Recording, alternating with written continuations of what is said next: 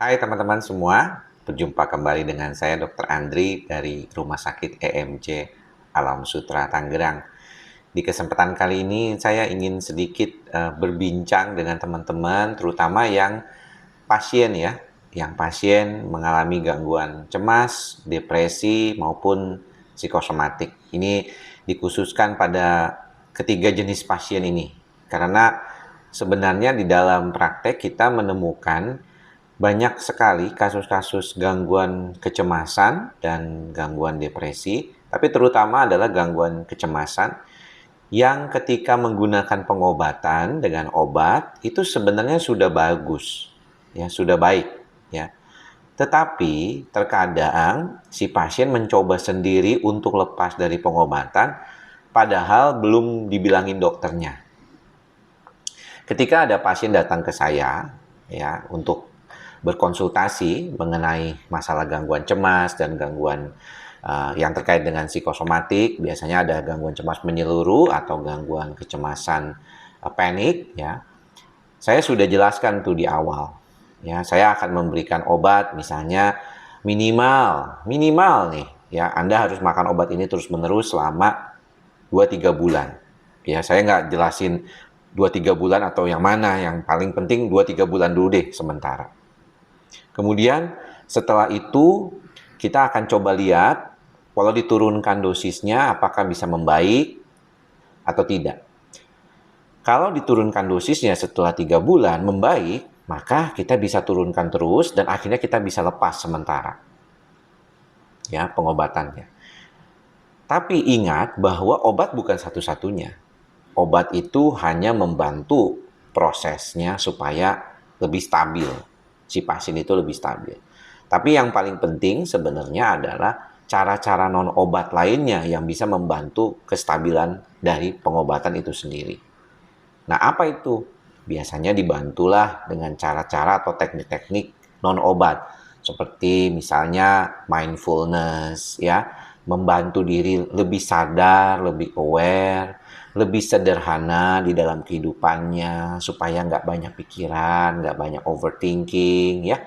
Dan ini sebenarnya jauh lebih sulit daripada makan obat.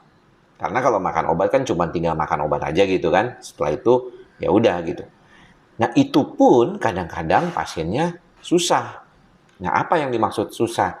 Karena si pasien itu seringkali merasa bahwa dia itu nggak perlu makan obat. Ya, nggak perlu makan obat. Ya, dia itu merasa kalau udah baik ya sudah. Jadi dikiranya nih penyakit ataupun gangguan kejiwaan ya lebih tepatnya, itu adalah suatu penyakit infeksi. Yang mana makan obat sebentar terus baik selesai gitu ya. Tapi kan tidak sebenarnya teman-teman ya. Gangguan kejiwaan itu bukan gangguan infeksi. Jadi bukan ada kuman atau virus, bakteri kayak gitu atau jamur ya. Tapi memang ada gangguan di sistem saraf pusatnya. Dan kita tahu bahwa kalau ada gangguan di sistem saraf pusat itu terjadinya sudah jauh lebih lama daripada hanya sekitar 1-2 hari aja gitu. Tapi ini sudah lama gitu, berproses sampai akhirnya otak tuh tidak sanggup dan terjadilah gejala-gejala kecemasan atau gejala depresi, gejala psikosomatik yang mengganggu kehidupan pasien sehingga akhirnya datanglah mereka ke dokter jiwa. Terkadang sering ya saya temukan di beberapa kasus si pasien nggak sabaran nih. Ya, ketika dia sudah membantu dengan pengobatan ternyata membaik. Wah, luar biasa dok, obatnya bagus banget.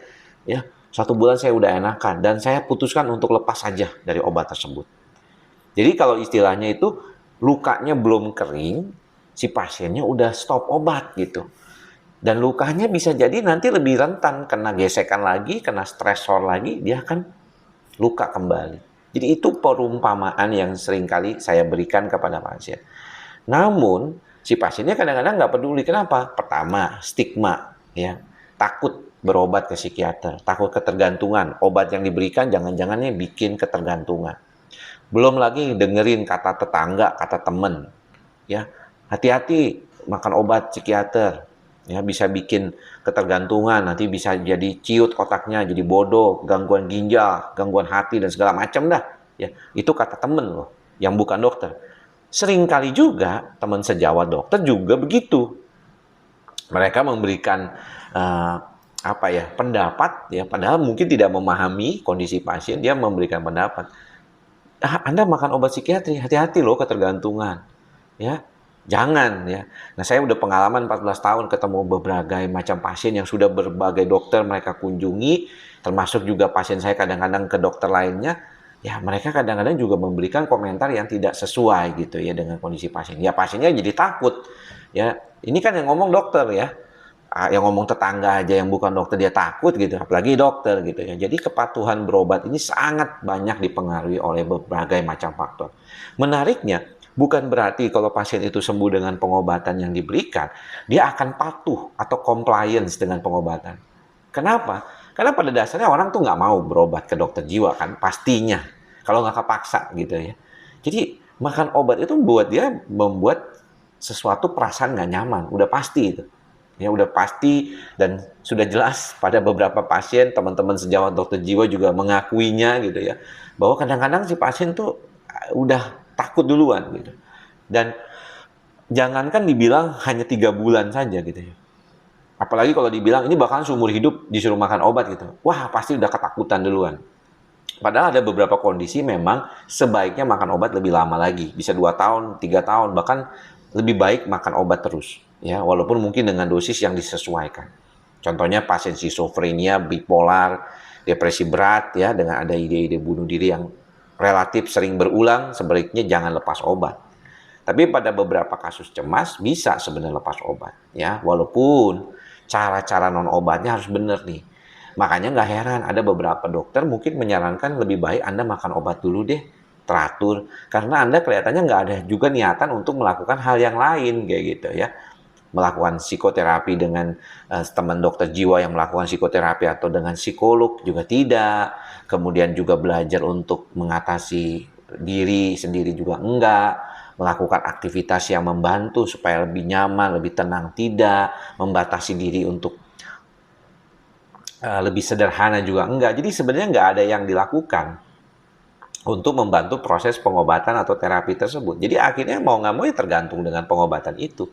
Karena gangguan jiwa itu sebenarnya gangguan medis. Kita harus lihat perspektif dari gangguan kejiwaan adalah sesuatu yang memang bisa terjadi pada semua orang kalau berbagai faktor yang terjadi ya, berbagai faktor yang terjadi itu saling berkaitan satu sama lain. Ada faktor genetik bawaan, pola asuh, faktor lingkungan awal di fase awal si pasien ini di masa kehidupan awalnya. Belum lagi faktor ketika dia sudah besar, stres pekerjaan, cara dia beradaptasi, cara dia belajar dari lingkungan tentang bagaimana beradaptasi.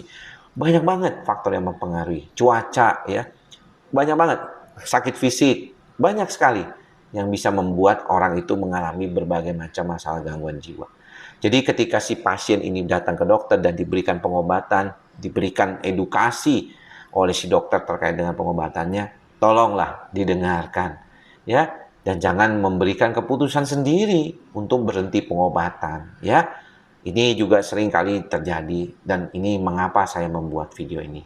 Mudah-mudahan apa yang saya sampaikan sedikit banyak bermanfaat ya buat teman-teman semua yang sedang dalam proses pengobatan atau ingin menjalani pengobatan dengan dokter jiwa. Patuhilah dokter jiwa Anda dan cara apapun yang dilakukan mereka turuti ya untuk membantu Anda supaya lebih baik tentunya yang sesuai dengan prinsip-prinsip pengobatan di bidang ilmu kedokteran jiwa. Kalau Anda merasa ragu atau tidak nyaman, tanyakan kepada dokternya langsung. Kalau Anda merasa nggak puas, Anda boleh mencari second opinion. Itu adalah hak pasien.